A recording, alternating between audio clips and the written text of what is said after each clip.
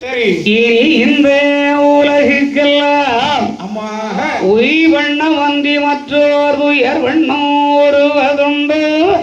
சரி, மை வண்ண தரைகி போரில் மலை வண்ண தன்னலே உந்தல். கை வண்ண வங்கு கண்டேன் ராமாவும் கால் வண்ணம் இங்கு கண்டே.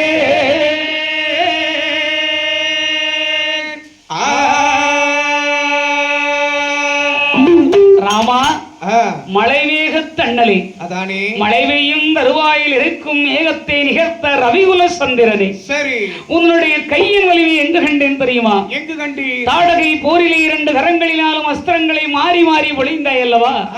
அப்போது உன் கைவண்ணம் அங்கு கண்டேன். உன் செந்தாமரை பாதத்தின் உன்னத மகிமையை இந்த காசு வராத கருங்கல்லில் கண்டேன். ராமா, அதானே என்ன அழகு! உன்னுடைய பெருமையே பெருமை, கண்டிப்பாக இன்னும் போக போக இருக்கின்றது. உன்னுடைய அரும பெருமைகள் எல்லாம் இருக்கின்றது. ஆனால் இந்த பெண் யார் என்று தெரிய வேண்டும். ஆமா, இந்த பெண் யார் என்று அறிந்தே ஆக வேண்டும். ஐயா, என்ன இந்த பெண்ணானவள் கல்லாக இருந்து பெண்ணாக வர வேண்டிய காரணம் என்ன தெரியுமா? என்ன காரணம்? இந்த அம்மாவுக்கு ஏற்கனவே கல்யாணம் ஆயிடுச்சு. கல்யாணம் ஆயிடுச்சா? அவன் அப்புறம் பிள்ளைக்கு கல்யாணம் ஆகலன்னு நினைக்காதீங்க. கல்யாணம் ஆன அம்மாவா தனிமையா இருக்கு? ஐயோ, கல்யாணம் ஆகிருக்கு, புருஷன் வேற இருக்காரு. அவரு இங்க அதாவது அவரு எங்க போனாரு? எங்க போனாருன்னா, கணவன் மனைவி 2 பேர்களுக்கும் கருத்து வேறுபாடுல புரிஞ்சிட்டாங்க.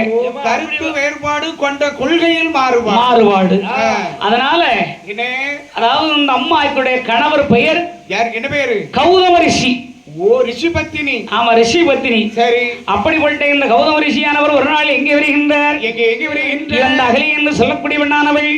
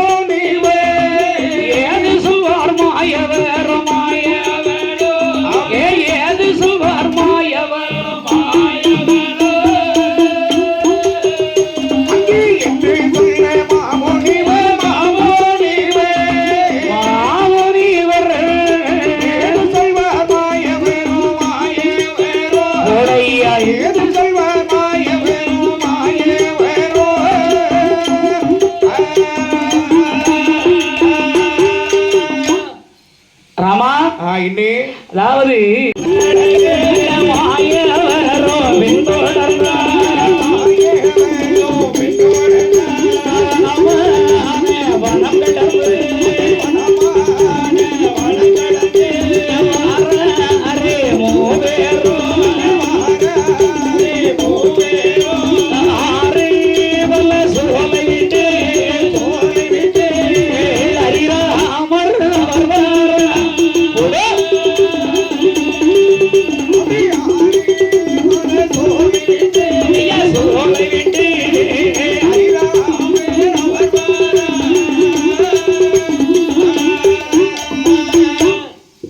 ஆனால் எப்படி இப்படியாகவே பார்த்தார்கள்.